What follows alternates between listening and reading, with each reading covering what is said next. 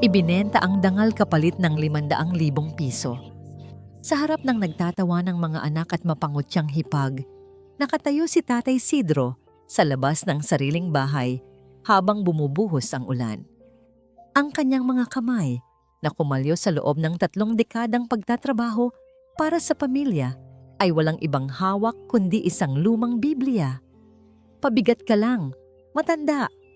Iyan ang huling sigaw ng kanyang sariling dugo habang nagbibilang sila ng pera. Ngunit hindi nila alam, sa pagitan ng mga pahina ng Bibliang yon ay nakatago ang tiket tungo sa kanyang muling pagbangon. Sa huli, sino nga ba ang tunay na nawalan? Ipasok na natin siya sa home for the aged, Tita Rowena. Tutal, wala na rin namang silbi si tatay eh. Pabigat lang siya dito sa bahay at dagdag pa sa gastusin sa kuryente.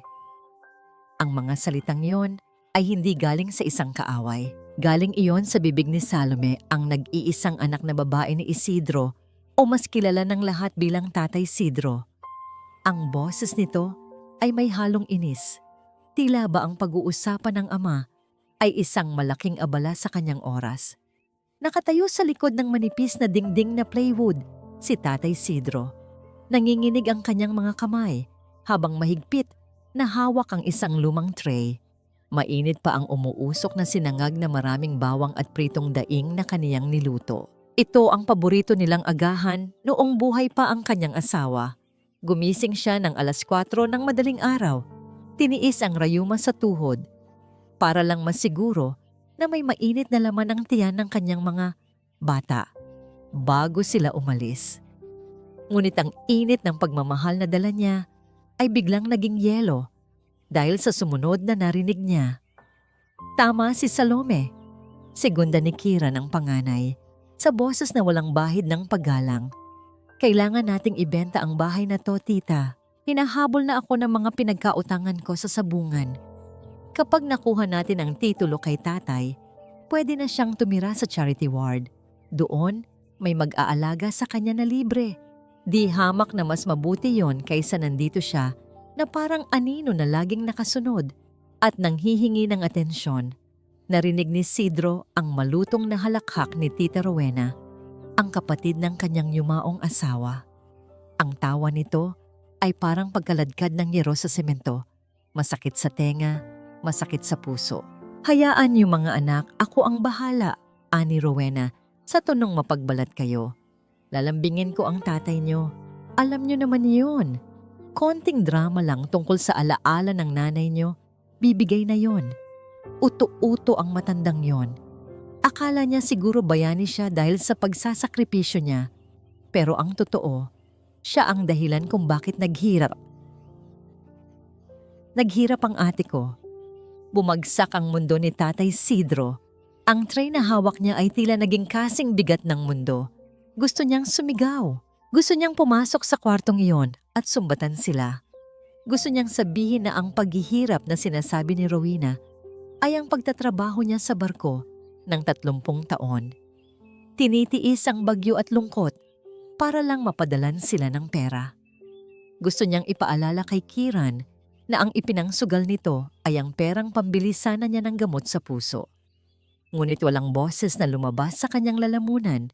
Nanuyo ito at parang may nakabarang malaking tinik na hindi niya malunok. Ang sakit ay hindi sa dibdib, kundi sa kaluluwa. Ang mga taong kanyang itinaguyod, ang mga batang kanyang pinaliguan at pinakain, ay tinuturing na pala siyang basura na kailangang itapon. Sa halip na gumawa ng eksena, dahan-dahang umatras si Tatay Isidro. Bawat hakbang palayo sa pinto ay parang paghakbang sa bubog. Inilapag niya ang tray ng pagkain sa munting mesa sa kusina. Inayos niya ang mga kutsara at tinidor. Pinantay ang placemat. Kahit sa huling sandali ng kanyang pagkadurog, ang likas na pagiging ama ang nanaig. Iniwan pa rin niya ang pagkain para sa kanila. Pumasok siya sa kanyang maliit na kwarto na amoy luma at gamot. Kinuha niya ang kanyang Biblia na nakapatong sa ilalim ng unan. Nanginginig ang kanyang mga daliri nang buklatin niya ito sa aklat ng Job. Doon, nakaipit ang isang piraso ng papel na kulay pink. Ang tiket ng loto na ibinigay ng kaibigan niyang si Elpidio bago ito namatay. 100,000,000 piso, isang halaga na kayang baguhin ang buhay ng kahit na sino. Hawak niya ang kapalaran ng kanyang mga anak. Isang salita lang niya. Pwede niyang bayaran ang utang ni Kiran. Pwede niyang bilhan ng bagong kotse si Salome. Pwede niyang ibigay ang luho ni Nico.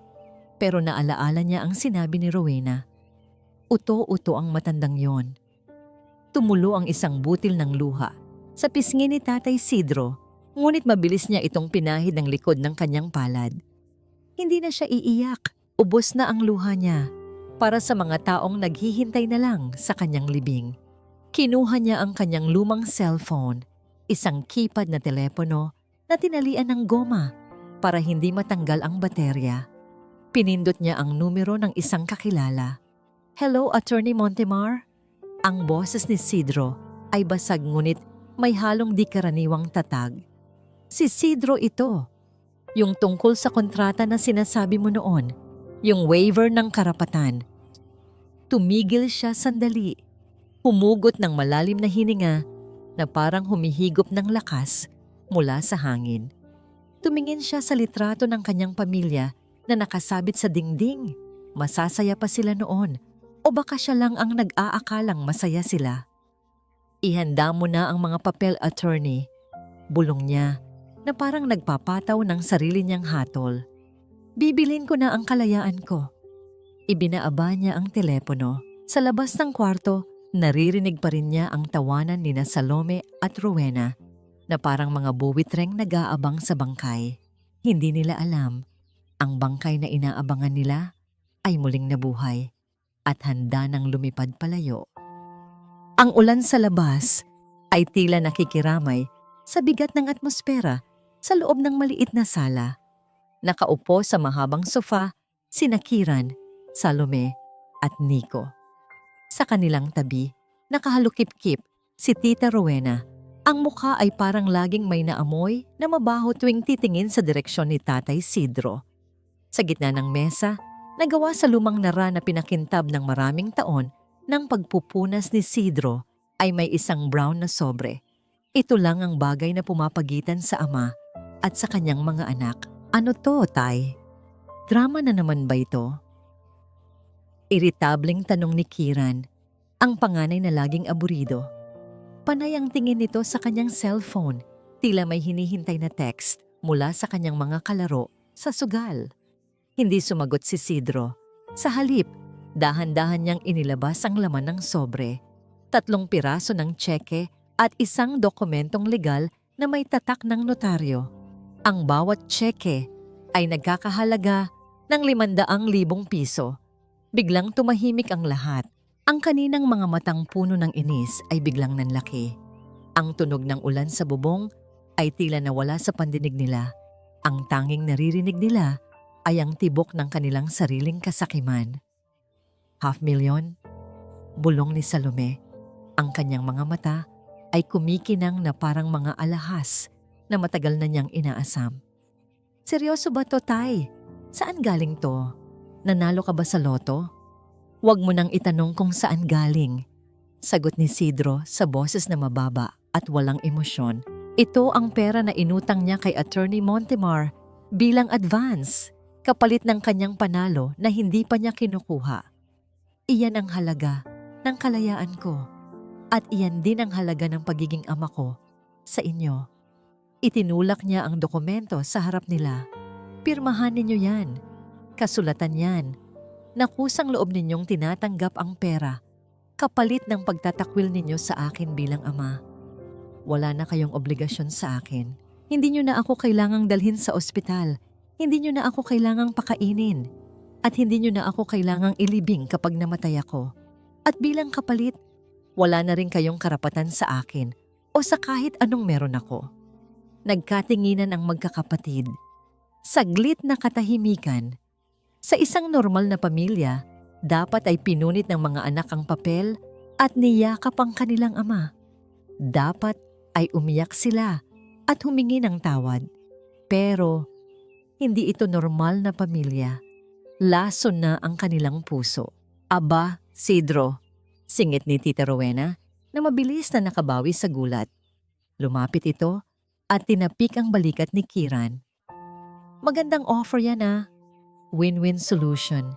Ika nga, matanda ka na. Kailangan mo ng peace of mind. At ang mga bata, kailangan nila ng panimula. Sa totoo lang, tinutulungan mo lang sila na maging independent. Napakagaling ni Rowena. Kaya niyang baliktarin ang sitwasyon para magmukhang sila pa ang biktima na gumagawa ng pabor. Oo nga naman, Tay, sabi ni Kiran habang mabilis na kinuha ang ballpen. Walang panginginig sa kanyang kamay. Tutal, lagi mo namang sinasabi na pabigat kami, di ba? Eto na, aalis na kami sa buhay mo. Masaya ka na? Sa isang iglap, lumapat ang dulo ng ballpen sa papel. Scritch-scratch. Ang tunog ng tinta na gumuguhit sa papel ay parang tunog ng paghihiwalay ng laman sa buto. Sumunod si Salome. Pambayad ko rin to sa credit card. Bulong niya sa sarili, ni hindi tumitingin sa mata ng ama. Sorry, Tay. Ha? Practical lang tayo. Si Nico ang bunso ay huling pumirma. Tumingin ito saglit kay Sidro, parang nag-aalangan.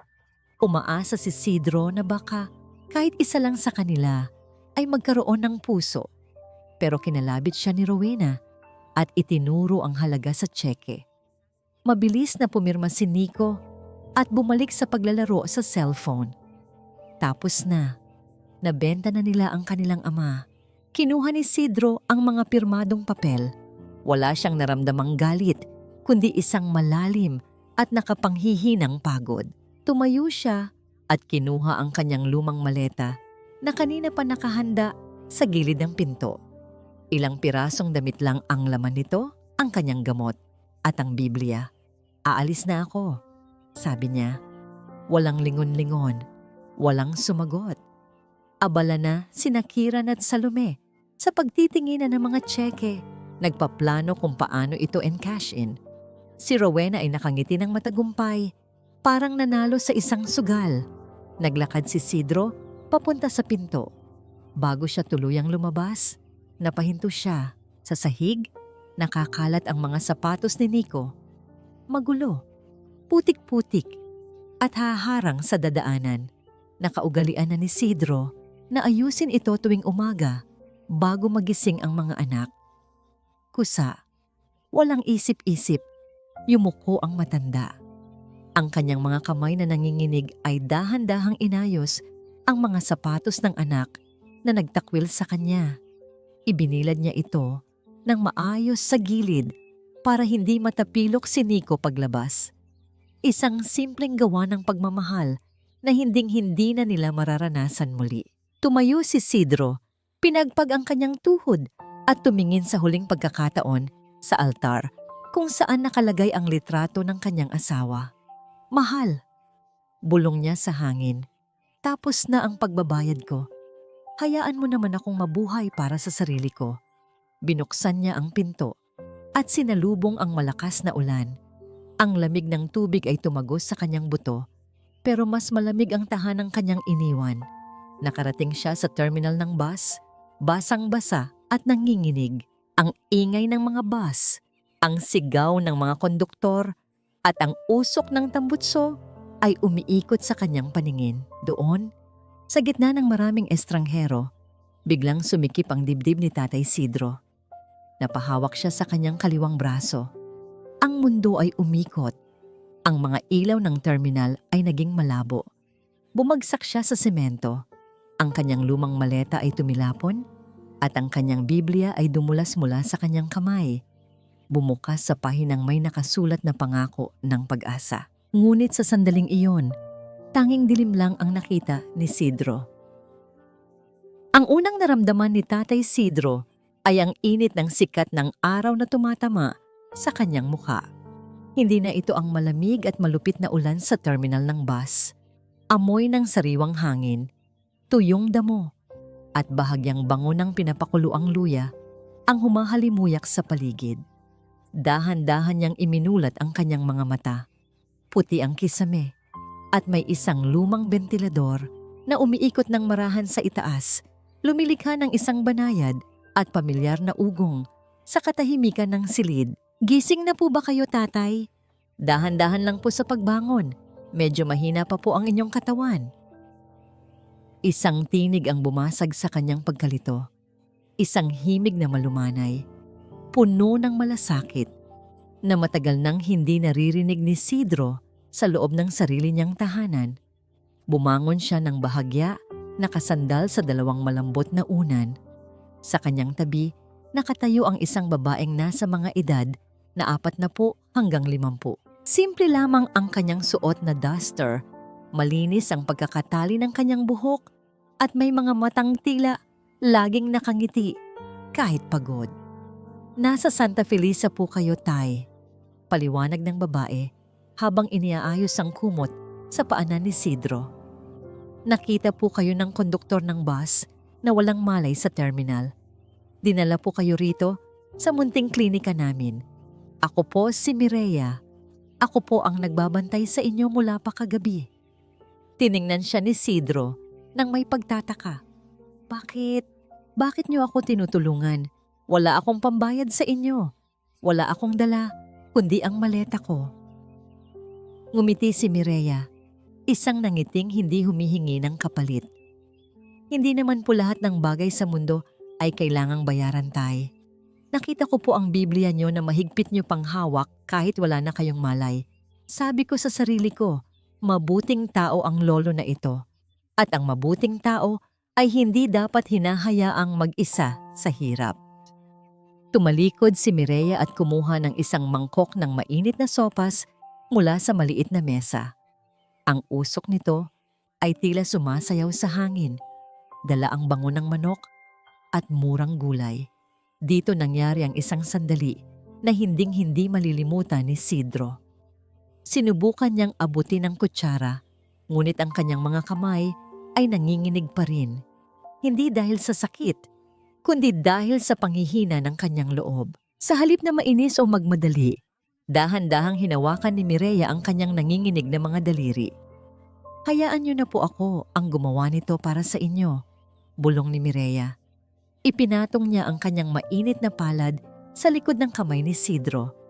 Isang simpleng paghawak na tila nagpapadaloy ng kuryente ng pag-asa sa kanyang buong pagkatao. Sa loob ng maraming taon, si Isidro ang laging nagpapakain sa iba. Siya ang laging nag-aalaga. Ngunit ngayon, sa harap ng isang estranghero, siya naman ang inaalagaan. Ang bawat subo ng mainit na sabaw ay parang gamot na humihilom sa mga sugat sa kanyang puso na iniwan ng kanyang sariling mga anak. Naisip ni Isidro sina Kiran, Salome at Nico. Sa sandaling iyon, tiyak na nagpapakasasa na sila sa 500,000 pisong kinuha nila sa kanya. Siguradong wala man lang nakaisip na itanong kung buhay pa ba ang kanilang ama. Ang paghahambing na ito ay nagdulot ng isang tahimik na kirot sa kanyang dibdib, ngunit mabilis itong napalitan ng pasasalamat para sa babaeng nasa harap niya. Nang bumalik ng bahagya ang kanyang lakas noong hapon na yon, hiningi ni Isidro ang kanyang Biblia.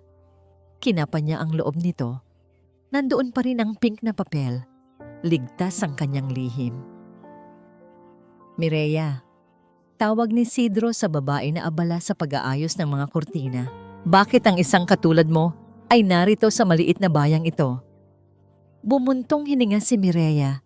May bakas ng lungkot sa kanyang mukha.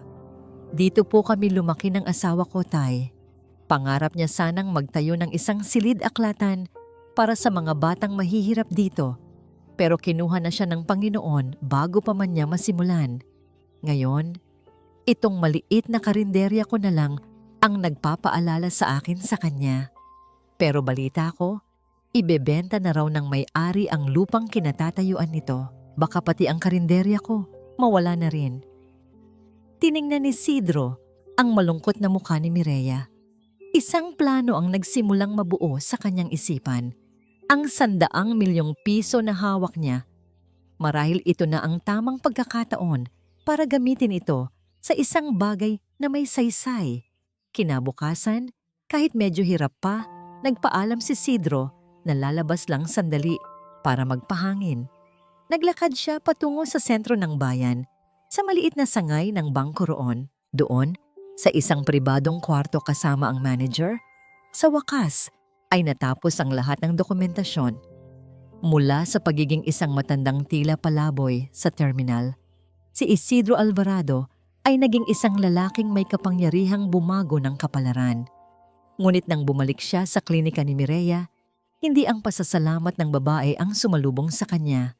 Nakita niya ang isang grupo ng mga kalalakihan na may dalang mga pako at martilyo at si Mireya na nakatayo sa labas, umiiyak habang yakap ang isang kahon ng kanyang mga kagamitan sa pagluluto. "Wala po kaming mapupuntahan. Maawa naman po kayo. Kahit isang linggo lang." Pagsusumamo ni Mireya sa isang matabang lalaki na may hawak na papel. "Wala kaming pakialam. Binili na ang lupang ito at kailangang gibain ang mga barong-barong na to ngayon din." Sigaw ng lalaki. Napatigil si Isidro sa malayo. Ang kanyang mga kamao ay nagtiim. Hindi niya hahayaang ang kaisa-isang taong nagpakita sa kanya ng tunay na pagkalinga ay matulad sa kanya, ang itapon na parang basura. Dahan-dahan siyang lumapit. Ang kanyang tindig ay hindi na ang tindig ng isang talunang ama, kundi ang tindig ng isang lalaking may sandata ng katarungan sa kanyang bulsa. "Tumigil kayo." Ang boses ni Tatay Isidro ay hindi malakas, ngunit may kakaibang bigat na tila nagpatigil sa pag-ikot ng mundo sa maliit na kanto ng Santa Felisa. Ang lalaking may hawak ng martilyo na malapit nang ihampas sa posteng kahoy ng karinderya ni Mireya ay napatigil. Ang matabang lalaki na naguutos, si Mr. Cruz, ay lumingon ng may pangungutya. "At sino ka naman, matanda? Huwag kang makisali rito kung ayaw mong masaktan," banta ni Mr. Cruz habang iwinawagayway ang kanyang mga papel. Hindi natinag si Isidro. Lumapit siya kay Mireya na nanginginig sa iyak at dahan-dahang kinuha ang kahon na hawak nito upang maialalay ang babae. Pagkatapos, tumingin siya ng diretso sa mga mata ni Mr. Cruz. Inilabas niya ang isang asul na folder mula sa kanyang bag. Isang dokumentong may opisyal na selyo ng bangko at ng munisipyo. "Ang lupang ito," simula ni Isidro, ang boses ay malamig at matatag, "ay hindi na sa inyo. Binili na ito ng Alvarado Foundation ngayong umaga lang. At ang unang kautusan ng bagong may-ari ay itigil ang panggigiba at lisanin ninyo ang lugar na ito." Nanlaki ang mga mata ni Mr. Cruz habang binabasa niya ang dokumento. Ang kanyang mukha na kanina ay kulay ube sa galit ay biglang naging putla na parang papel. "Alvarado? Foundation? Sino yon?" "Ako yon," sagot ni Isidro. "At ang karinderyang ito ay mananatili rito." Nang makaalis ang mga tauhan ni Cruz, na tila mga asong bahag ang buntot, na iwang nakatulala si Mireya. Hindi niya lubos maisip kung paano ang matandang tinulungan niya sa kalsada ay biglang naging tagapagligtas ng kanyang pangarap. "Tay mo, bakit niyo po ginawa ito?" tanong ni Mireya. Ang boses ay punong-puno ng pagkalito at pasasalamat. "Napakalaking halaga nito. Hindi ko po alam kung paano kayo mababayaran." Tumingin si Isidro sa malayo, sa tila nagliliwanag na kalangitan ng Santa Felisa. "Hindi mo kailangang magbayad, Mireya. Binigyan mo ako ng mainit na pagkain at pagkalinga noong wala akong kahit ano. Iyan ang utang na loob na hindi kayang bayaran ng kahit anong halaga." Simula noon, naging mabilis ang mga kaganapan. Sa tulong ni Attorney Cielo, sinimulan ang pagpapatayo ng Tahanan Isidro.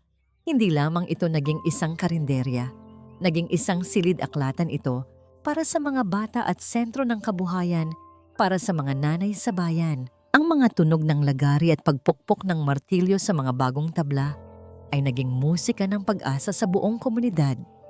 Isang hapon, habang pinagmamasdan ni Isidro ang mga bagong istante ng libro, napansin niya ang isang batang lalaki na nakasilip sa pintuan. Ang bata ay marungis, may butas ang suot na t-shirt, ngunit ang kanyang mga mata ay kumikinang habang nakatingin sa mga makukulay na pabalat ng aklat. "Gusto mong pumasok?" pag-anyaya ni Isidro. Ang bata ay nag-atubili. Wala po akong pambayad, Tay. Gusto ko lang po sanang tingnan yung mga drawing. Ngumiti si Isidro at lumuhod upang mapantayan ang bata. Libre ang lahat dito, anak. Ano ang pangalan mo? Junjun po, sagot ng bata. Mula noon, naging anino na ni Isidro ang bata. Tinuruan siya ni Isidro magbasa at bilang ganti, tinutulungan ni Junjun ang matanda sa pagdidilig ng mga halaman sa paligid ng gusali. Dito rin nahanap ni Isidro ang isang uri ng katahimikan na hindi niya kailanman naramdaman sa piling ng kanyang mga tunay na anak. Isang gabi, habang malakas ang ulan at silang dalawa na lamang ni Mireya ang natitira sa gusali upang ayusin ang mga hululing gamit, biglang namatay ang ilaw. Sa dilim, tanging ang tunog ng patak ng ulan sa bagong bubong ang naririnig. Kumuha si Mireya ng isang kandila. Sa liwanag ng munting apoy, nakita ni Isidro ang pagod, ngunit masayang mukha ng babae. Napansin ni Mireya na bahagyang nanginginig si Isidro dahil sa lamig ng hangin. Kumuha si Mireya ng isang makapal na tuwalya. Dahan-dahan niyang ipinatong ito sa mga balikat ni Isidro at sa isang pagkakataon, ang kanyang mga kamay ay nanatili roon ng matagal. Nararamdaman ni Isidro ang init ng palad ni Mireya sa kanyang likuran. Walang mali siya, puro pag-unawa. Salamat, Tay Isidro. Dahil sa inyo, parang nabuhay ulit ang asawa ko sa pangarap na ito, bulong ni Mireya. Hinawakan ni Isidro ang kamay ni Mireya na nasa kanyang balikat. Salamat din, Mireya. Dahil sa inyo, naramdaman ko na hindi pa pala huli ang lahat para magkaroon ng tunay na pamilya. Isang ugnayan ng dalawang pusong sugatan na dahan-dahang naghihilom sa ilalim ng iisang bubong. Pagkalipas ng ilang araw, sa muling pagbubukas ng tahanan Isidro, isang simpleng selebrasyon ang idinaos.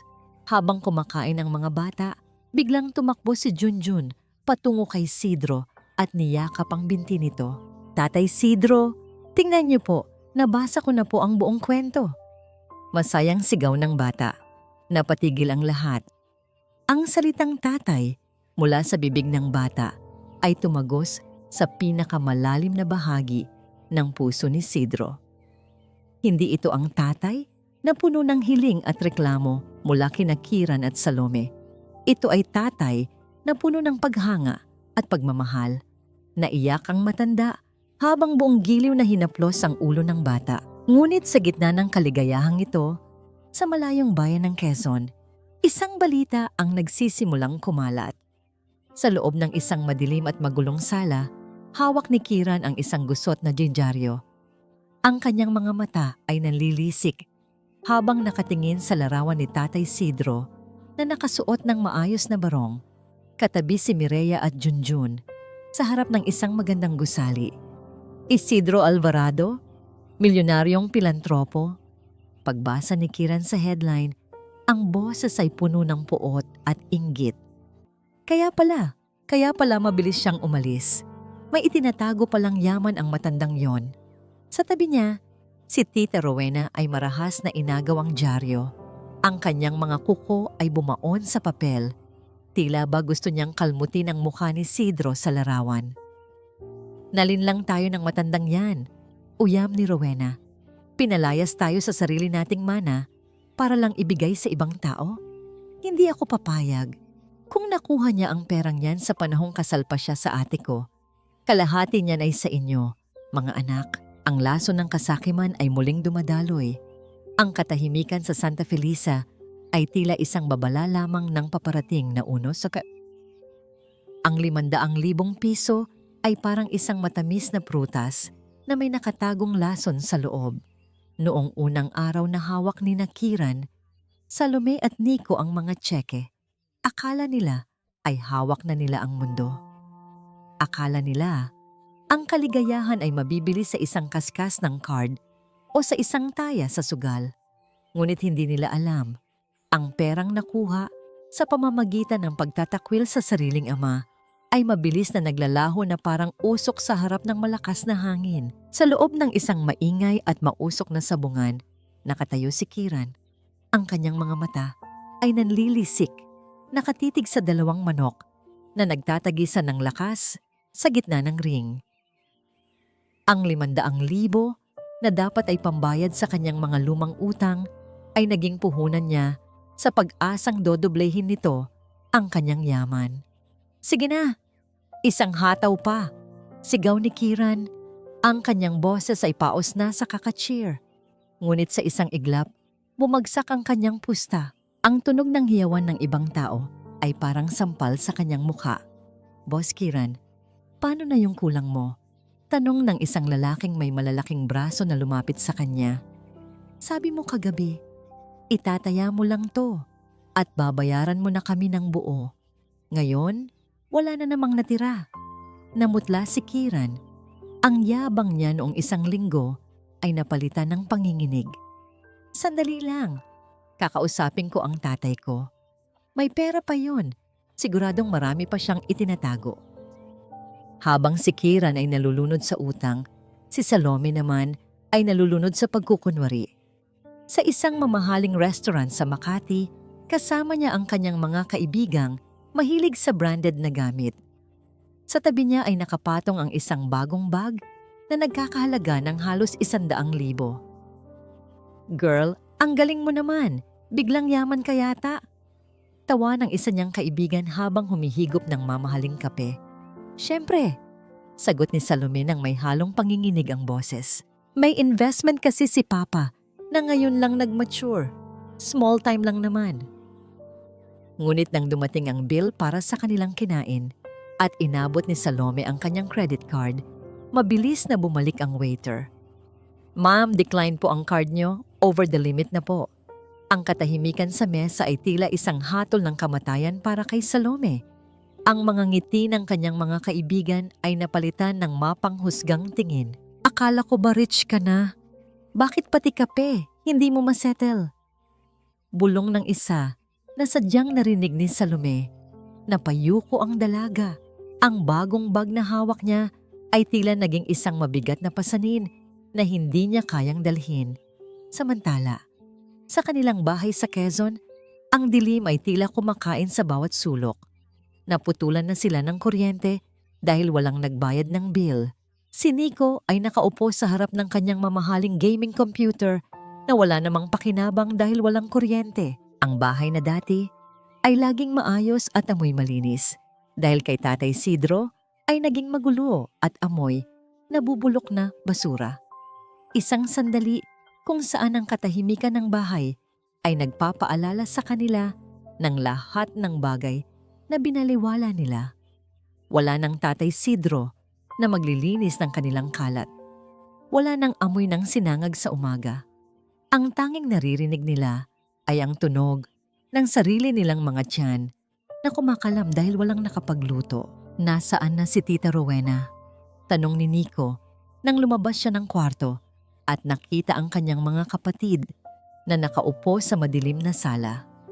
"Umalis na," sagot ni Kiran nang may pait sa boses. Kinuha niya ang porsyento niya sa atin at sinabing may lalakarin lang daw siya. Mukhang iniwan na rin tayo ng magaling nating tita. Ngunit hindi nagtagal, bumukas ang pinto at pumasok si Rowena. May dalang isang piraso ng dyaryo. Inihagis niya ito sa gitna ng mesa. "Huwag kayong mag-inarte riyan," sigaw ni Rowena. "Tingnan niyo to. Habang kayo rito ay naghihirap at inuubos ang pera sa walang kwentang bagay, ang tatay niyo ay nagpapakasasa sa yaman kasama ang isang bagong babae at isang batang hindi niyo naman kadugo." Lahat sila ay dumukwang para tingnan ang larawan ni Tatay Sidro sa dyaryo. Nakatayo ito sa harap ng isang magandang gusali, nakasuot ng malinis na damit, at may ngiti na hindi nila kailanman nakita noong kasama pa nila ito. Ang titulong milyonaryong pilantropo ay parang isang mainit na bakal na idinikit sa kanilang balat. 100,000,000 piso. Bulong ni Rowena, ang kanyang mga mata ay nanlilisik sa kasakiman.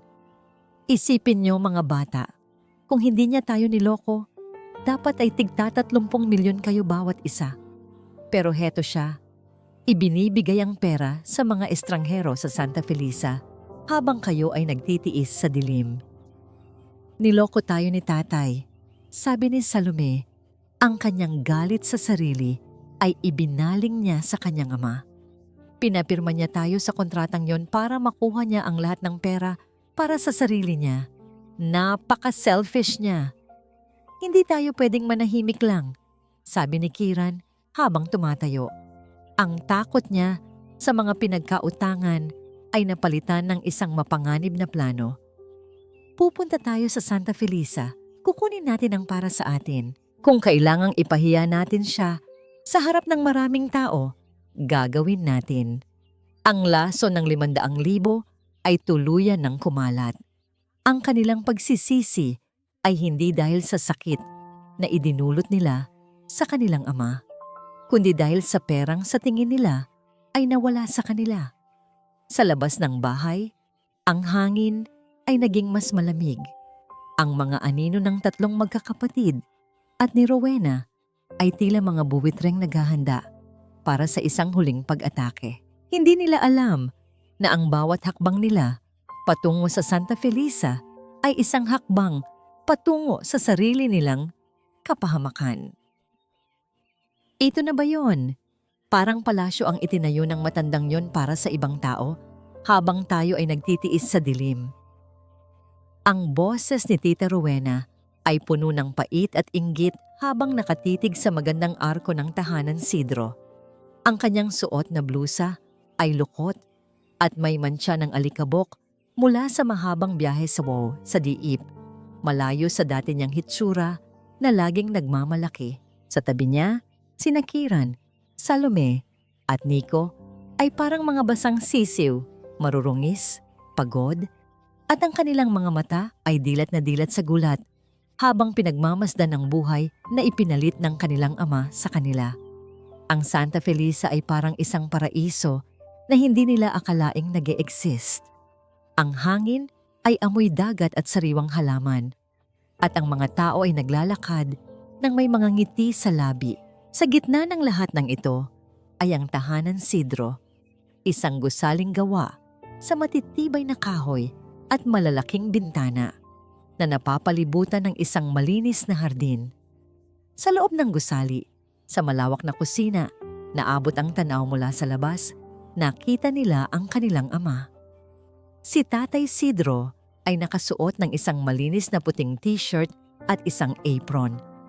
Hawak niya ang isang malaking sandok at abala sa paghahalo ng isang dambuhalang kawa ng sinangag. Ang bango ng bawang na nagigisa ay humahalimuyak hanggang sa labas. Ang mismong amoy na dati ay iniirapan ni na Salome sa tuwing gigisingin sila ng ama. Nakita nilang lumapit si Mireya kay Sidro. May dala itong baso ng tubig at dahan-dahang pinunasan ng pawis sa noo ng matanda gamit ang isang malinis na panyo. Nagkatinginan ang dalawa, isang tingin na puno ng respeto at tahimik na pagmamahal. Pagkatapos ay tumakbo si Junjun patungo sa kanila. Hila-hila ang laylayan ng apron ni Sidro upang ipakita ang isang drawing. Binuhat ni Sidro ang bata at tumawa. Isang malutong at masayang tawa na hindi kailanman narinig ng kanyang mga tunay na anak sa loob ng maraming taon. Isang sandali kung saan nakita nila ang lahat ng bagay na itinapon nila. Ang amang tinawag nilang pabigat ay ngayon ang haligi ng isang komunidad. Ang amang itinuring nilang walang silbi ay ngayon ang bayani ng mga batang ulila. Sa labas, ang katahimikan ng magkakapatid ay binalot ng matinding pagsisisi, ngunit ang pagsisising iyon ay mabilis na nilamon ng lason ng kanilang kasakiman. Tingnan nyo yan, uyam ni Kiran. Ang kanyang mga kamao ay nakakuyom hanggang sa mamuti ang kanyang mga kuko. Habang tayo ay hindi makakain ng 3 beses sa isang araw, nagpapakain siya ng mga batang hindi naman niya kaano-ano. Pera natin, ang ginagastos niya riyan. Hindi ako makapaniwala, bulong ni Salome, habang tinitingnan ang kanyang sariling mga kamay na dati ay laging may bagong manicure, pero ngayon ay tuyot at marumi. Pinagpalit niya tayo sa babaeng yan, sa batang yan, napakawalang puso niya. Hindi nila nakita ang sarili nilang pagkakamali. Ang tanging nakikita nila ay ang perang sa tingin nila ay ninakaw sa kanila ng sarili nilang ama. Samantala, sa loob ng kusina, biglang napatigil si Tatay Isidro sa paghahalo. Isang kakaibang kaba ang dumaloy sa kanyang dibdib. Lumingon siya sa direksyon ng bintana. Ngunit ang tanging nakita niya ay ang mga dahon ng puno na sumasayaw sa hangin. "May problema ba, Tay Isidro?" tanong ni Mireya. Napansin ang biglang pagbabago sa hitsura ng matanda. "Wala naman, Mireya," sagot ni Isidro, pilit na ngumingiti. "Parang humangin lang ng malamig, baka dahil lang sa pagod." Ipinagpatuloy ni Isidro ang kanyang ginagawa, ngunit ang kaba ay hindi nawala. Sa bawat subo ng pagkain na ibinibigay niya sa mga bata sa center, tila may isang boses sa likod ng kanyang isipan na nagsasabing ang kapayapaang tinatamasa niya ay malapit ng mabulabog. Sa labas, dahan-dahang lumabas mula sa anino ng mga puno sina Rowena at ang tatlong magkakapatid. Hindi sila lumapit ng direkta. Naghintay sila ng tamang pagkakataon. Ang sandali kung saan ang lahat ng tao ay nakakatingin, ang sandali kung saan ang kahihiyan ni Isidro ay magiging pinakamasakit. "Kailan tayo susugod, tita?" tanong ni Nico. Ang bunso na ngayon ay mukhang mas matanda dahil sa puyat at gutom. Tumingin si Rowena sa malaking karatula na nagsasabing Grand Opening ng Tahanan Isidro. Bukas ng umaga, isang mapanganib na ngiti ang gumuhit sa kanyang mga labi. "Bukas," bulong ni Rowena. "Bukas, sa harap ng lahat ng mga taong bumibilib sa kanya, ipapakita natin kung anong klase siyang ama. Ipapahiya natin siya hanggang sa magmakaawa siyang ibigay ang bawat sentimo ng 100 milyong yan." Ang hangin sa Santa Felisa ay biglang naging mabigat. Ang mga patak ng ulan ay nagsimulang mahulog pa isa-isa na parang mga luha ng babala. Isang malaking gulo ang nakatakdang sumabog at si Tatay Isidro, na ang tanging hangad ay kapayapaan, ay muling haharap sa mga taong sumira sa kanyang puso.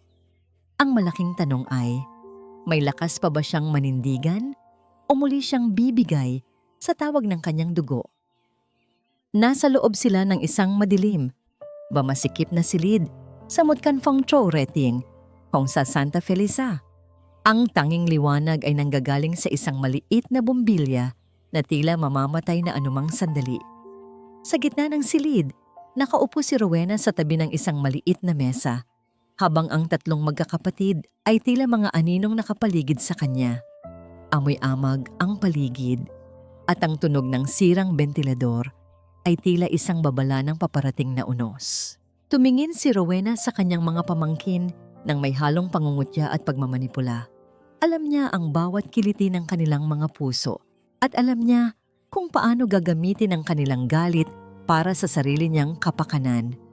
Hinawakan niya ang kamay ni Salome na tila ba isang nagmamalasakit na ina, ngunit ang kanyang mga mata ay nananatiling malamig at matalas. Sabi ni Rowena sa isang mahinang boses na puno ng lason, "Talaga bang naniniwala kayo na ang perang iyon ay galing sa loto? Hindi ba ninyo naisip na baka noon pa ay itinatago na yan ng tatay ninyo? Naaalala nyo ba noong mamatay ang nanay nyo dahil sa kakulangan ng pambili ng gamot? Doon nakuha ng matandang yon ang pera. Pinanood niyang magdusa ang asawa niya habang ang bawat sentimo ay itinatago niya para sa babaeng nakita ninyo kanina." Nanlaki ang mga mata ni Kiran. Ang kanyang galit sa sariling pagkakamali ay mabilis na napalitan ng puot sa kanyang ama.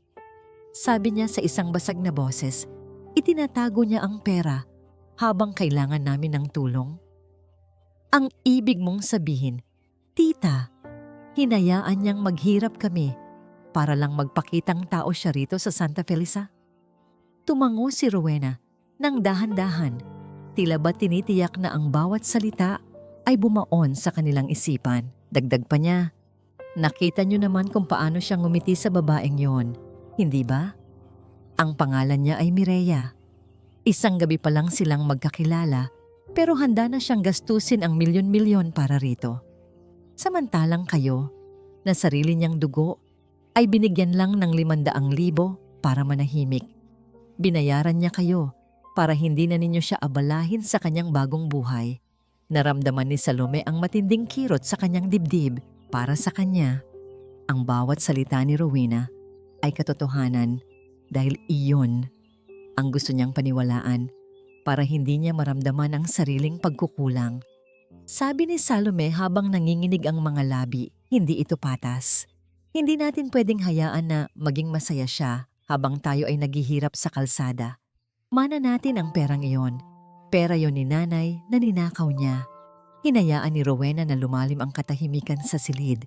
Isang katahimikan na punong-puno ng plano at paghihiganti. Alam niyang nakuha na niya ang loob ng mga bata. Alam niyang bukas, sa gitna ng selebrasyon ni Isidro, ang mga anak mismo ang magiging mitya ng kanyang pagbagsak. Pinatay ni Rowena ang ilaw sa silid at sa dilim, ang kanyang huling mga salita ay tila isang sumpa. Sabi niya, bukas, pagkatapos nating gawin ang dapat nating gawin, hindi na siya makakatingin ng diretso sa kahit kanino. Ipapahiya natin siya. Kukunin natin ang bawat sentimo na nararapat sa inyo. Matutulog tayo ng maaga, mga anak. Bukas, muling babalik sa atin ang yaman na kinuha ng matandang iyon. Habang naghahanda silang matulog sa loob ng madilim na silid, sa kabilang panig ng bayan, nakatayo si Tatay Isidro sa labas ng tahanan Isidro. Tumingin siya sa kalangitan na puno ng bituin, iniisip ang kanyang mga anak. Kahit na nasaktan siya ng sobra, may bahagi pa rin ng kanyang puso na nag-aalala sa kanila. Hindi niya alam na sa mismong sandaling iyon, ang mga anak na ipinaglaban niya noon ay naghahanda na para sa kanyang huling pagkawasak. Ang gabi ay naging napakatahimik, isang katahimikan bago ang pagsabog ng katotohanan na wawasak sa lahat. Nagniningning ang sikat ng araw sa buong bayan ng Santa Felisa noong umagang iyon. Ang mga makukulay na banderitas ay sumasayaw sa ihip ng hangin at ang amoy ng sariwang luto na kakanin at mainit na tsokolate ay humahalimuyak sa paligid ng tahanan Isidro. Punong-puno ng tao ang harapan ng gusali. Mga nanay na may bitbit na sanggol. Mga batang sabik nang makita ang mga bagong aklat at mga opisyal ng bayan na nakasuot ng kanilang pinakamagandang barong. Nakatayo si Tatay Isidro sa gitna ng entablado. Suot ang isang malinis na barong Tagalog na regalo sa kanya ni Mireya. Sa tabi niya, nakangiti ang byuda habang hawak ang isang basket ng mga bulaklak. Samantalang si Junjun ay nakasuot ng maliit na kurbata at hindi mapakali sa tuwa. Pakiramdam ni Isidro, sa wakas ay natagpuan na niya ang langit sa lupa. Akala niya ay tuluyan na niyang naiwan ang dilim ng nakaraan. Ngunit ang katahimikan ng selebrasyon ay biglang binalot ng isang nakakangilong tunog ng pagpreno ng isang lumang tricycle sa harap mismo ng gate. Ang usok mula sa tambutso ay humalo sa bango ng pagkain at mula rito ay bumaba ang 4 na anino na tila mga buwitreng handang sumalakay. Magnanakaw, manloloko ang matandang iyan. Huwag kayong maniwala sa pagpapakitang tao niya. Ang matinis na sigaw ni Salome ay bumasag sa kagalakan ng karamihan, nagbulungan ang mga tao at ang mga kumuha ng litrato ay ibinaling ang kanilang mga kamera sa 4 na bagong dating. Si Rowena ay nangunguna, nakataas ang noo at may hawak na panyo na tila ba siya ang api, habang sina Kiran at Nico ay nakasunod na may mga mukhang puno ng puot. Lumapit sila sa entablado, itinutulak ang sino mang humaharang sa kanilang daan. Napatigil si Isidro, ang kanyang hawak na mikropono ay bahagyang nanginginig. Ang kanyang puso na kanina ay punong-puno ng kapayapaan, ay tila pinipiga ng isang malaking kamay. Walang hiya ka, tatay, sigaw ni Kiran habang itinuturo ang ama. Nagpapakasasa ka sa yaman dito habang kami ay nagugutom sa Quezon? Pera namin ang ginamit mo rito. Pera yan ni nanay na ninakaw mo sa amin. Isang malakas na pagsinghap ang narinig mula sa mga tao sa Santa Felisa. Tumingin sila kay Isidro Nang may halong pagdududa, ang imahe ng isang mabait na lolo ay biglang nanganib na gumuho dahil sa mga paratang ng sarili niyang mga anak. Huminahon po kayo. Pakiusap. Lumapit si Mireya ng may katapangan. Sinusubukang harangan ang mga ito. Opening po ito ng isang center para sa mga bata. Huwag niyo pong gawin itong iskandalo. Ngunit isang marahas na pagtulak ang ginawa ni Kiran. Tumabi ka rito, babae. Ikaw ang kabit na umuubos sa pera ng pamilya namin. Di ba? Kasabwat ka sa pagnanakaw ng matandang ito. Dahil sa lakas ng pagtulak, nawalan ng balanse si Mireya. Nakita ni Sidro ang dahan-dahang pagtumba ni Mireya. At sa isang iglap na tila huminto ang takbo ng oras, mabilis siyang kumilos para saluhin ang babae. Narinig ang malakas na kalabog ng mga upuan na natabig ni Mireya at ang mahinang daing nito nang tumama ang kanyang siko sa gilid ng entablado. Agad na dinaloy ang matinding kaba at galit sa buong katawan ni Sidro. Isang galit na hindi para sa kanyang sarili, kundi para sa taong walaang ibang ginawa, kundi ang alagaan siya. Mireya, okay ka lang ba? Mireya, tumingin ka sa akin. Tarantang tanong ni Sidro habang sinusuri ang sugat sa braso ng babae. Namumula ang balat nito at may bahagyang gasgas, sapat na para manginig ang mga kamay ng matanda sa matinding pag-aalala. Sa gitna ng kaguluhan, hindi man lang nagpakita ng pagsisisi si Kiran. Tumayo ito ng tuwid, nakapamaywang at tumingin sa paligid ng may mapanghamong mga mata. Tingnan nyo kung paano mag-alala ang magaling nating tatay sa ibang tao. Pero noong kami ang nagugutom, noong kailangan namin siya, nasaan siya? Nagtatago ng pera para sa babaeng yan. Nagsimulang magbulungan ang mga tao sa Santa Felisa. Ang mga matatandang kanina ay puno ng paghanga kay Sidro ay tila nag-aalinlangan na ngayon. Ang mga kumuha ng litrato at video ay hindi tumitigil sa pag-record ng bawat masakit na salitang lumalabas sa bibig ng mga anak ni Sidro. Lumapit si Rowena sa gitna ng entablado. Kinuha ang mikroponong nabitawan ni Sidro at itinaas ang kanyang boses upang marinig ng lahat. Mga kababayan, huwag po kayong magpalinlang sa gusaling ito. Ang perang itinayo rito ay ninakaw niya sa kanyang yumaong asawa. Pinanood niyang mamatay ang kapatid ko dahil sa sakit nang hindi ibinibigay ang perang itinago niya para sa kanyang sariling luho at para sa babaeng ito. Hustisya lang ang hinihingi ng mga anak niya. Gusto lang nilang makuha ang para sa kanila.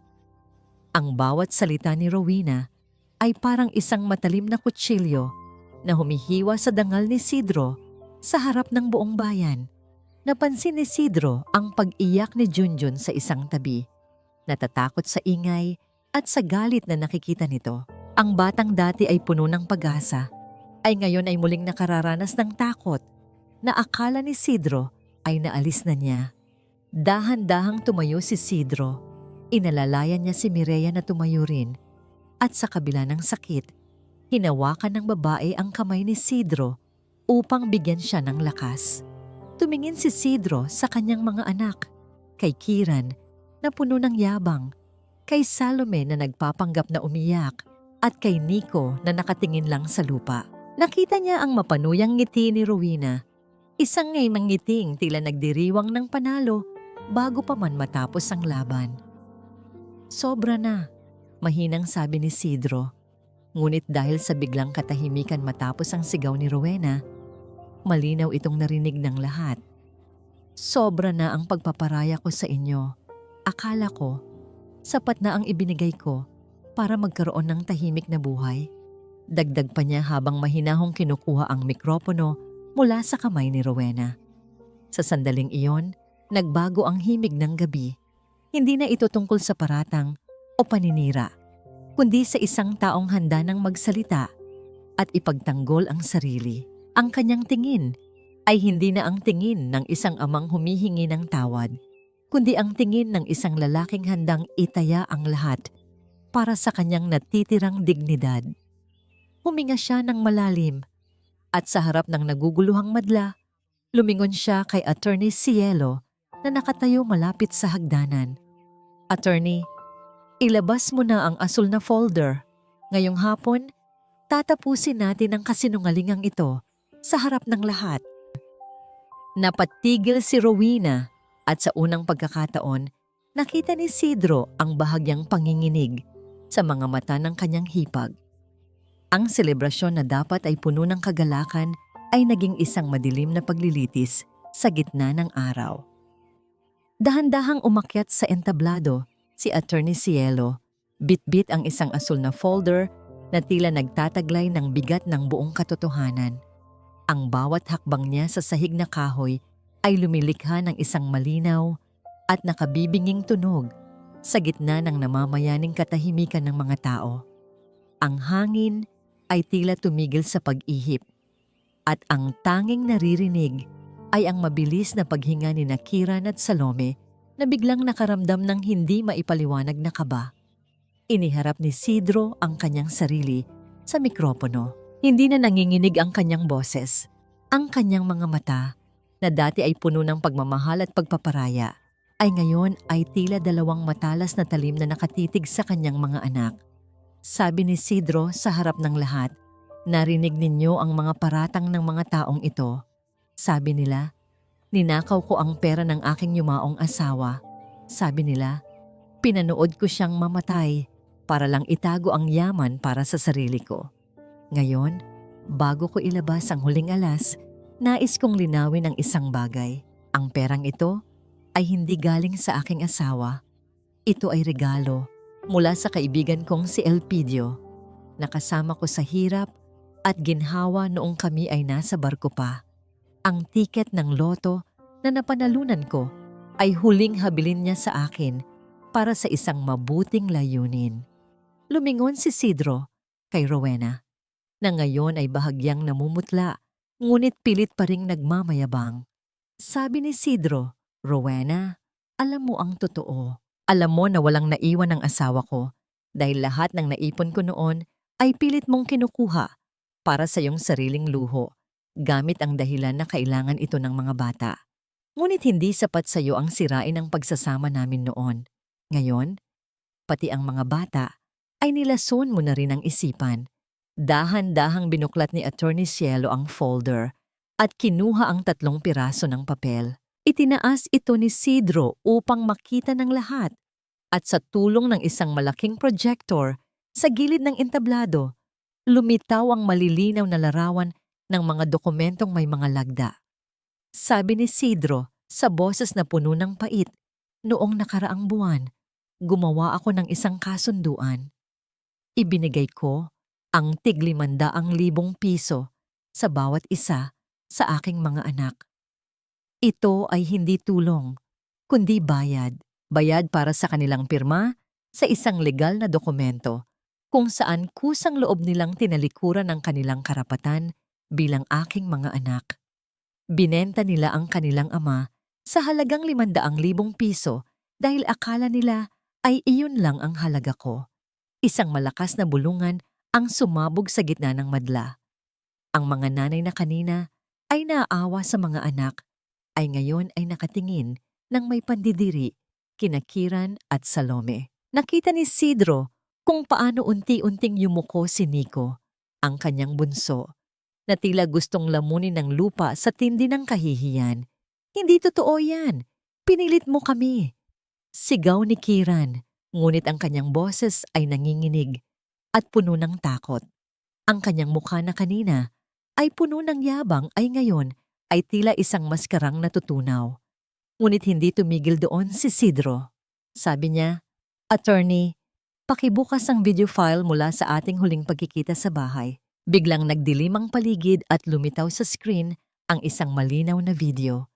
Kitang-kita rito ang eksena sa sala noong gabi ng pirmahan. Narinig ng lahat ang boses ni Salome na nagsasabing, "Praktikal lang tayo, tay." At ang halakhak ni Rowena habang binibilang ang mga tseke.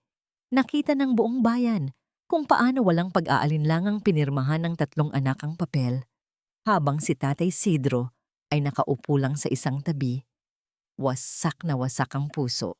Ang katahimikan sa Santa Felisa ay naging mabigat at mapanghusga. Ang mga taong kanina ay nagdududa kay Isidro ay ngayon ay lumalapit sa entablado, hindi para sumugod, kundi para magpakita ng suporta sa matanda. Ang mga kamera na kanina ay nakatutok sa iskandalo ay ngayon ay nakatutok sa mga mukha ng mga anak na bumenta sa kanilang sariling ama. Sabi ni Isidro habang nakatingin sa mga anak na ngayon ay hindi na makatingala. Napatawad ko na kayo sa pagkuha ng pera. Pero ang sirain ang dangal ng tahanan, Isidro, ang saktan si Mireya at ang takutin ng mga bata rito. Iyan ang hindi ko mapapalampas. Ngayong hapon, hindi lang ang aking katotohanan ang lumabas. Lumabas din ang tunay ninyong kulay sa harap ng Diyos at ng tao. Napasandal si Rowena sa isang poste. Ang kanyang mga mata ay dilat sa gulat. Ngunit sa likod ng entablado, isang lalaking nakauniporme ng pulis ang dahan-dahang lumalapit. May hawak na isa pang dokumento na hindi inaasahan ng lahat. Ang laban ay hindi pa tapos at ang pinakamalaking pasabog ay hindi pa nailalabas. Habang nakatayo si Rowena sa gilid ng entablado, pilit pa rin niyang inaayos ang kanyang lukot na blusa. Sinusubukang panatilihin ang isang anyo ng pagmamataas sa kabila ng ebidensyang inilabas ni Isidro. Ngunit ang kanyang mapanuyang ngiti-mamuang ngiti ay biglang naglaho nang isang pamilyar na mukha ang lumabas mula sa likuran ng mga pulis. Ito ay si Aling Nena, ang matandang kapitbahay nila sa Quezon na nakasaksi sa bawat lihim ng pamilya Alvarado sa loob ng mahabang panahon. Dahan-dahang lumapit si Aling Nena sa mikropono. Ang kanyang mukha ay puno ng matinding galit na matagal na niyang kinimkim. Sabi ni Aling Nena sa harap ng lahat, "Isidro, patawarin mo ako kung ngayon lang ako nagsalita. Hindi ko na matiis na makitang nilalaso ng babaeng ito ang isipan ng mga bata.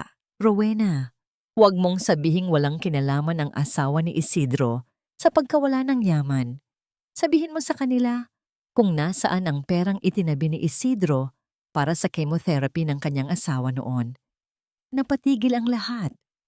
Ang bawat salita ni Aling Nena ay parang isang kidlat na tumama sa gitna ng entablado. Nanlaki ang mga mata ni Kiran at Salome.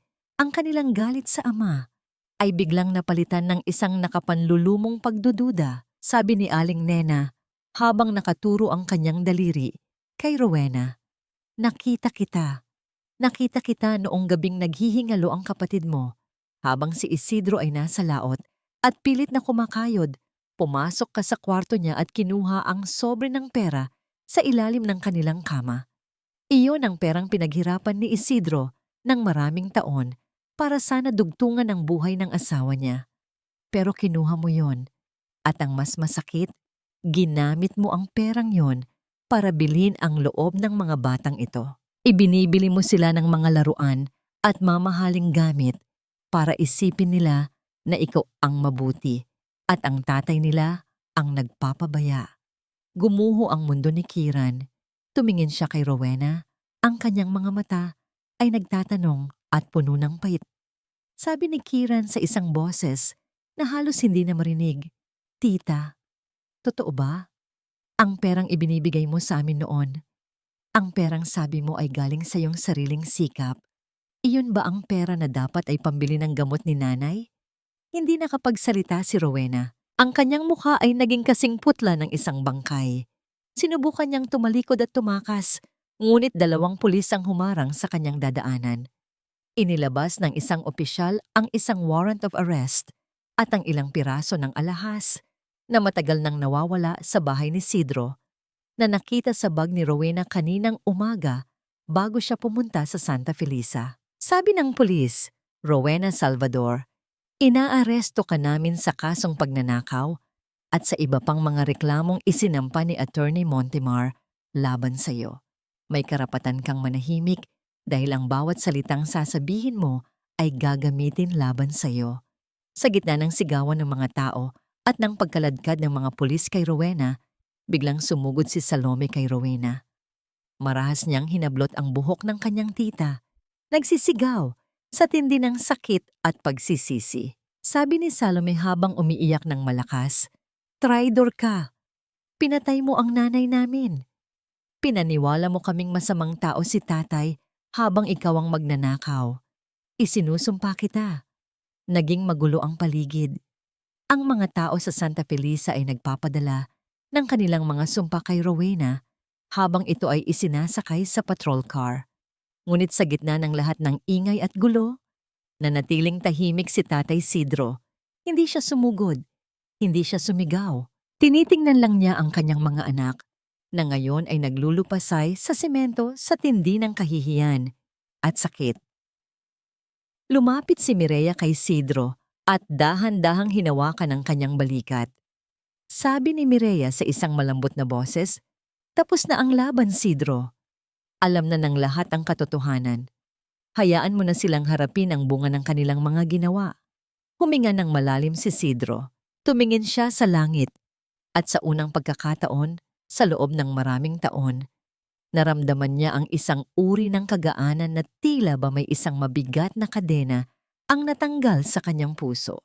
Binuhat niya si Junjun na nakatingin sa kanya nang may pag-aalala at hinarap ang mga tao sa bayan.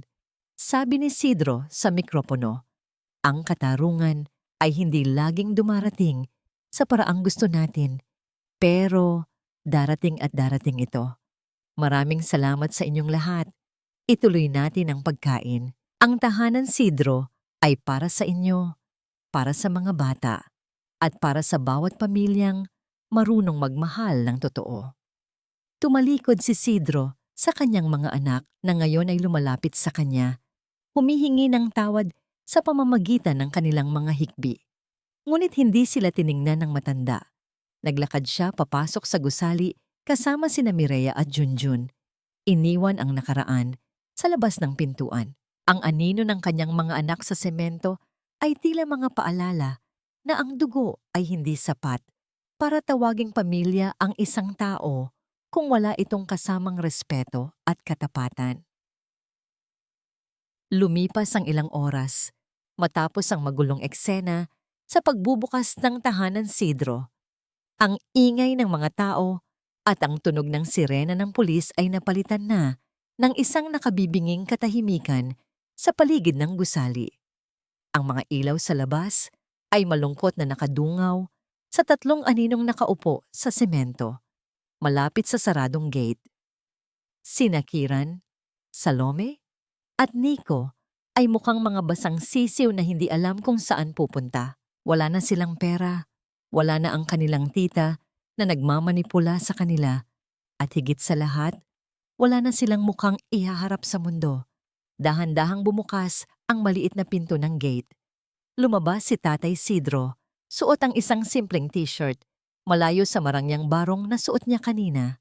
Sa kanyang likuran ay ang liwanag ng isang tahanang puno ng pag-asa, habang sa harap niya ay ang dilim na kinakatawan ng kanyang mga anak. Ang bawat hakbang ng matanda ay may bigat. Tila ba bawat kalyo sa kanyang paa ay sumasigaw ng lahat ng sakripisyong binaliwala ng kanyang sariling dugo. Nang makita nila ang ama, mabilis na tumayo si Kiran at lumapit. Ngunit agad siyang napatigil nang makita ang lamig sa mga mata ni Sidro. Sumunod si Salome na ang mga mata ay namumula pa rin sa kaiiyak.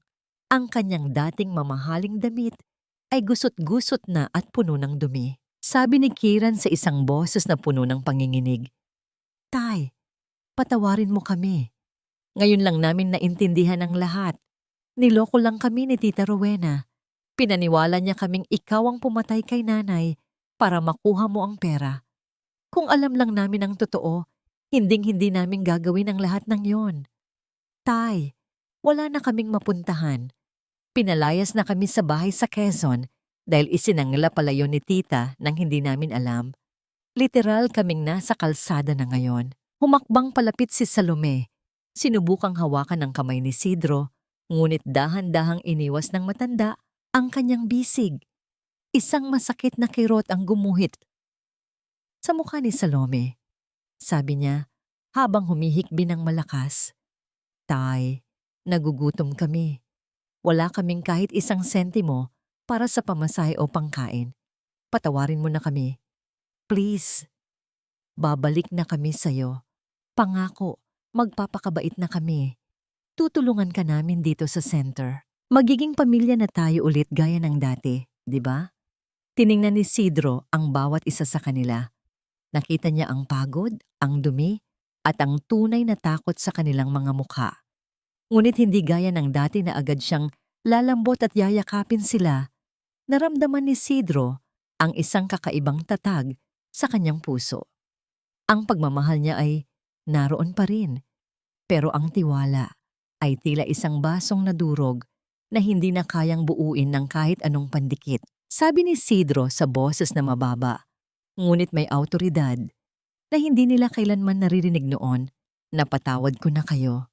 Noong araw na pirmahan ninyo ang papel na nagtatakwil sa akin, pinatawad ko na kayo sa loob ng aking puso para sa sarili kong kapayapaan. Pero ang pagpapatawad ay hindi katulad ng dati. Ang pagpapatawad ay hindi nangangahulugang ibabalik ko kayo sa buhay ko na parang walang nangyari. Tapos na ang panahon na ako ang tagalinis ng inyong kalat. Nagkatinginan ng magkakapatid, hindi makapaniwala sa narinig. Akala nila ang paghingi ng tawad at ang pag-iyak sa harap ng maraming tao ay sapat na para buksan muli ni Sidro ang pintuan ng kaginhawaan. Ngunit ang lalaking nasa harap nila ngayon ay hindi na ang Tatay Sidro na madaling mauto ng drama at luhang paimbabaw. Sabi ni Sidro habang nakatingin ng diretso kay Kiran, "Gusto ninyong bumalik? Sige.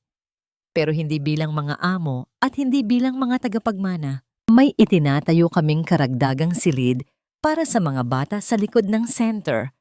Kailangan namin ng mga construction worker. Kailangan namin ng magbubuhat ng semento, maghahalo ng graba, at magpipintura. Kung gusto ninyong kumain, kailangan ninyong magtrabaho. 1,000 piso sa isang araw sapat na para sa pagkain at matitirhan sa isang maliit na paupahan sa kanto. Walang aircon, walang katulong, at walang espesyal na trato."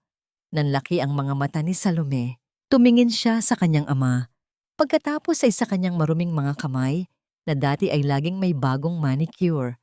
Sabi ni Salome na may halong pandidiri, "Tay, seryoso ka ba? Isang sales associate ako sa Makati. Hindi ako pwedeng magtrabaho sa konstruksyon. Ang dumi-dumi roon at nakakahiya sa mga tao rito. Isipin mo na lang ang sasabihin nila.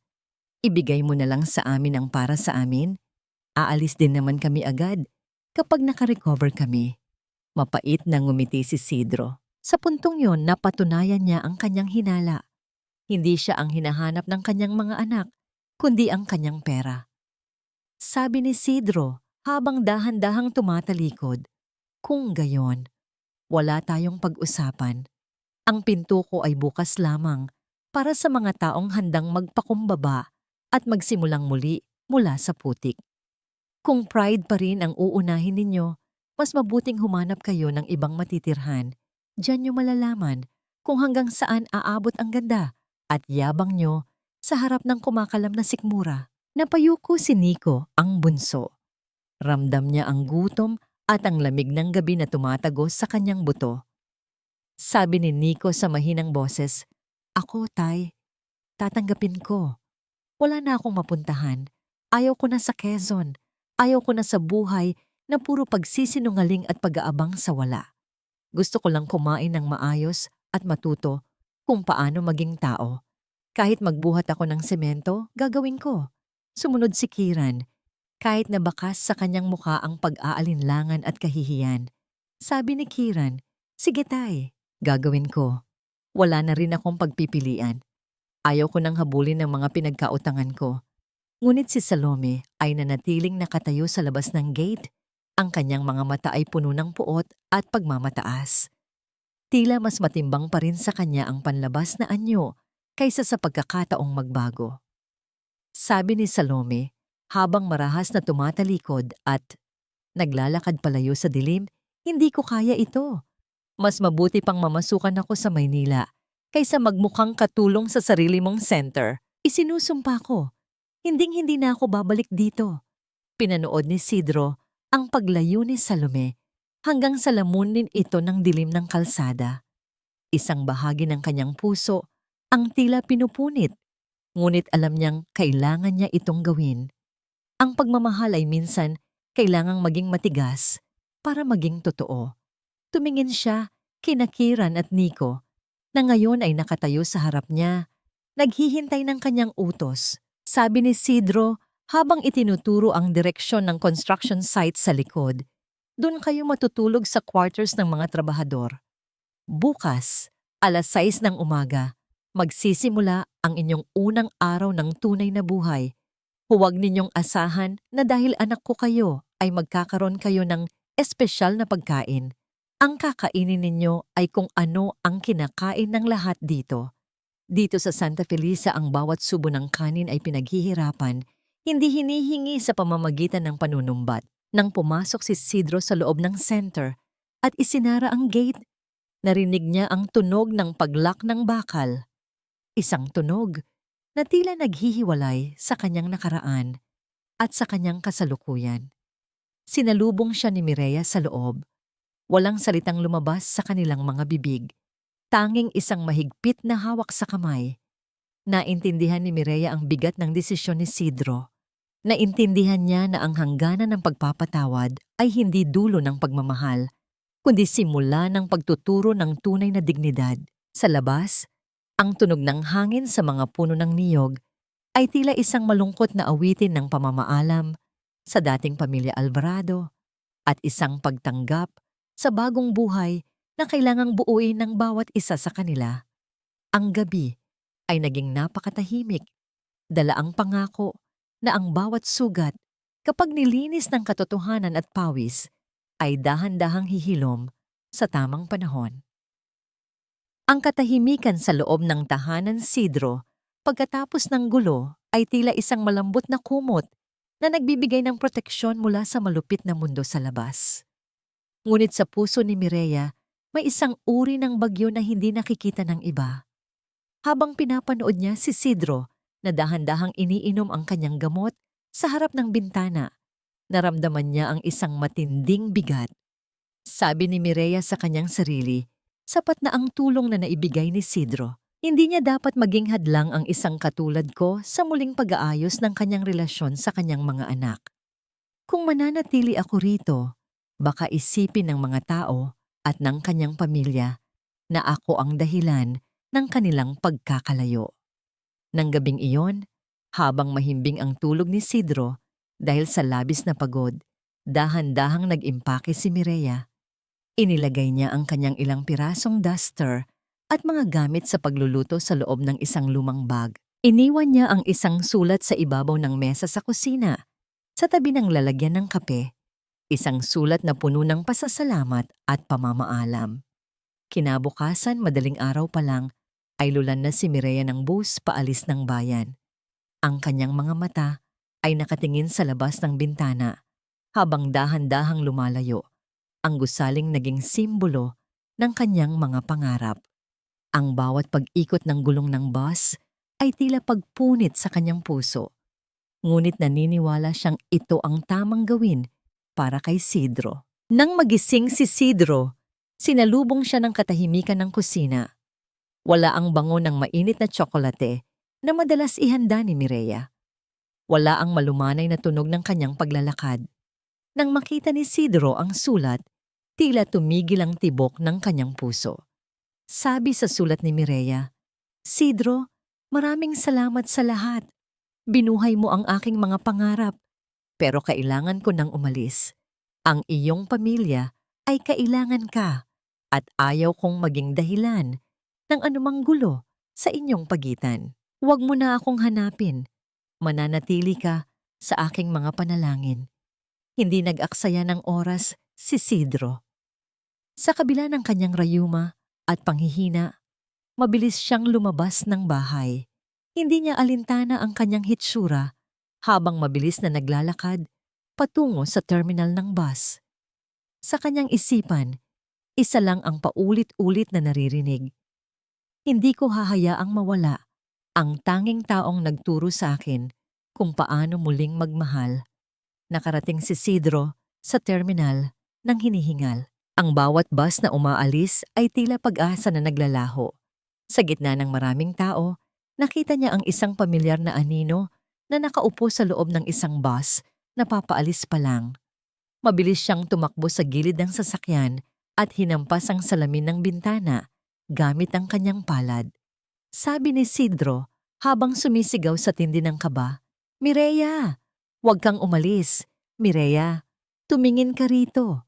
Nang makita ni Mireya si Isidro sa labas, nanlaki ang kanyang mga mata at agad siyang napatayo. Mabilis siyang bumaba ng bus at doon sa gitna ng terminal, sa harap ng maraming estranghero, sinalubong siya ng isang mahigpit na yakap mula kay Isidro, isang yakap na puno ng pangungulila at pangako. Sabi ni Isidro habang hinahabol ang kanyang hininga, "Bakit mo ako iiwan? Akala ko ba ay magkasama tayo sa pagbuo ng pangarap na ito? Mireya, ang gusaling iyon ay istruktura lang. Ang mga libro ay papel lang. Ikaw ang tunay na tahanan, Isidro. Ikaw ang dahilan kung bakit gusto ko pang gumising sa bawat umaga." Umiiyak si Mireya habang nakasandal sa dibdib ni Isidro. Sabi niya, "Ayaw ko lang maging pabigat sa iyo, Isidro. Ayaw kong isipin ng mga anak mo na ako ang dahilan kung bakit hindi ka na makabalik sa kanila." Umiling si Isidro at dahan-dahang hinawakan ang mukha ni Mireya. Sabi niya, "Ang mga anak ko ay kailangang matutong tumayo sa sarili nilang mga paa. At ako, kailangan ko ring matutong maging masaya sa piling ng taong nagpapahalaga sa akin. Mireya, wala na akong singsing na ginto na maibibigay dahil lahat ay inilaan ko na sa foundation. Pero meron akong kwintas na ito." Inilabas ni Isidro ang isang simpleng kwintas na gawa sa sampagwita, ang paboritong bulaklak ni Mireya na kinuha niya sa hardin kaninang umaga. Dahan-dahan niya itong isinuot sa leeg ng babae. Ang bango ng sampagwita ay humalo sa bango ng kanilang pag-ibig sa gitna ng mausok na terminal. Sabi ni Isidro sa isang boses na puno ng katapatan, "Mireya, papayag ka bang maging asawa ko? Papayag ka bang samahan ako hanggang sa huling sandali ng aking buhay, hindi dahil sa yaman ko, kundi dahil sa pag-ibig ko?" Tumango si Mireya habang bumubuhos ang mga luha ng kagalakan. Sabi niya, "Oo, Isidro. Kahit saan, kahit kailan sasamahan kita." Pagkalipas ng ilang buwan, isang simpleng kasalan ang idinaos sa hardin ng tahanan Isidro. Walang marangyang dekorasyon, tanging mga bulaklak sa paligid at ang tawanan ng mga bata. Dumalo sina Kiran at Nico na ngayon ay mga regular na trabahador na sa foundation. Nakasuot sila ng simpleng barong, nakatayo sa malayo, tahimik na nagmamasid at may mga matang puno ng respeto para sa kanilang ama. Wala si Salome na piniling manatili sa Maynila at wala si Rowena na nasa loob ng kulungan. Habang nagsasayaw sina Isidro at Mireya sa ilalim ng mga bituin, lumapit si Junjun at humawak sa kanilang mga kamay. Sa sandaling iyon, naramdaman ni Isidro na kumpleto na ang kanyang mundo. Ang yaman na nakuha niya sa loto ay nagbigay ng kaginhawaan, ngunit ang pagmamahal ni Mireya at ang pagtanggap ni Junjun ang nagbigay sa kanya ng tunay na kayamanan. Ang bawat hakbang nila sa pagsayaw ay parang pag-iwan sa lahat ng pait ng nakaraan. Sa Santa Felisa, sa piling ng mga taong tunay na nagmamahal sa kanya, sa wakas ay natagpuan ni Tatay Isidro ang kanyang tunay na tahanan. Isang tahanang hindi nabubuo ng semento at pera, kundi ng mga pusong marunong magpatawad, magsakripisyo at magmahal ng walang hanggan. 3 taon ang mabilis na lumipas mula nang sumabog ang katotohanan sa gitna ng selebrasyon sa Santa Felisa. Ang tahanan Isidro ay hindi na lamang isang maliit na gusali. Naging simbolo na ito ng pag-asa sa buong probinsya ng Quezon. Ang bawat sulok nito ay puno ng tawanan ng mga bata, amoy ng mga bagong libro, at ang mainit na sikat ng araw na tila yumayakap sa bawat taong pumapasok dito. Nakatayo si Tatay Isidro sa beranda ng kanyang bahay, malapit sa silid-aklatan. Malayo na ang kanyang hitsura sa matandang nakayuko at tila pasa ng daigdig noong siya ay pinalaya sa Quezon. Ang kanyang mukha ay maaliwalas, ang kanyang tindig ay tuwid, at ang kanyang mga mata ay wala ng bakas ng pait. Sa kanyang tabi, Lumabas si Mireya na may dalang dalawang baso ng mainit na barako. Dahan-dahang hinawakan ni Isidro ang kamay ng kanyang asawa, isang paghawak na puno ng pasasalamat sa bawat araw na dumaan. Sa malayo, malapit sa ginagawang bagong gusali para sa mga livelihood seminar, nakita ni Isidro ang dalawang lalaking masipag na nagtatrabaho. Si Kiran, na dati ay puro sugal lang ang alam, ay isa na ngayong foreman. Ang kanyang katawan ay naging matatag dahil sa hirap ng trabaho at ang kanyang mga mata ay natuto nang tumingin ng diretso at may dangal. Sa tabi niya ay si Nico, na hindi na nakasubsob sa computer kundi abala sa pagtuturo sa mga kabataan kung paano gamitin ang teknolohiya para sa kabutihan. Hindi sila binigyan ni Isidro ng milyon-milyon. Ang ibinigay niya sa kanila ay ang pagkakataong kumita ng sarili nilang pera at bawiin ang kanilang nawalang pagkatao.